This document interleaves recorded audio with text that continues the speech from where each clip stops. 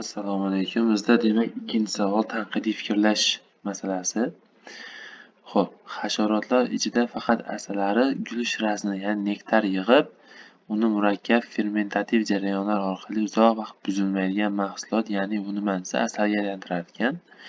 Endi Dilniyoz aytyaptiki, faqat asalarilar o'z kelajagi va qishki zaxirasi uchun gul shirasini yig'adi.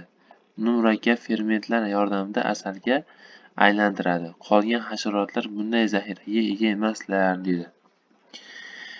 Ushbu qaysi fikr Dilniyozning fikrini eng ko'p zaiflashtiradi, ya'ni uni xatosini topib beradi, deyapti. Asosiy gap Dilniyozning gapi, asalarilargina shunaqa, demak, o'zini kelajagini o'ylab, o'zlari uchun ozuqa zaxirasi qiladi deb o'ylayapti, lekin uni xato qilish uchun, ya'ni zaiflashtirish uchun bundan boshqa, demak, hasharotlar ham demak o'z zaxiralarini yig'ish kerak degan javob bo'lishi kerak bu yerda. A'zi asalarilar ona ari, ishchi arilar va erkak arilardan iborat mukammal oila bo'lib yashaydi. Ishchi arilarning qorin qismida maxsus mum bezlari bo'lib, ular faqat asal mumini ajratib chiqara oladi va oltiburchakli mukammal uyalar quradi, deyapti. Bu ham demak boshqa hasharotlar bor degan emas. Faqatgina demak shu yerda bizda asalarilarni yashash tarzini gapirib beryapti. B. Chumollar, ayniqsa o't yig'uvchi chumollar, ya'ni harvester ants degani urug'lar, donlar va o'simlik qismlarini yer osti inlaridan maxsus omborxonalarda saqlaydi.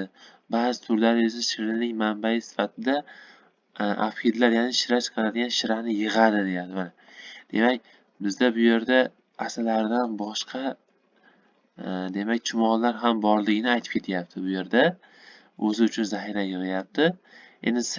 Asalarilar zaxira to'plash bo'yicha eng samarali va mashhur hasharot. Bu ham baribir eng samarali bor deganda aniq boshqa borligini aytmaganda bu yerda ham. Shuning uchun S'ni ololmaymiz. D esa xo'p, ba'zi qo'ng'izlar va boshqa hasharotlar, masalan, ba'zi qo'ng'izlar turlicha oziq moddalarni yig'ib, ularni quruq va xavfsiz joylarda saqlashi kuzatilgan, deyapti. Mana isboti bilan kuzatilgan shu narsa kelajagi uchun yig'ishyapti degan javob bor. Bu yerda B va D javoblar to'g'ri bo'lgani uchun biz to'g'ri javob sifatida E ni belgilashimiz mumkin. Ya'ni E javobda B va D javoblar to'g'ri degan demak javobni beryapti.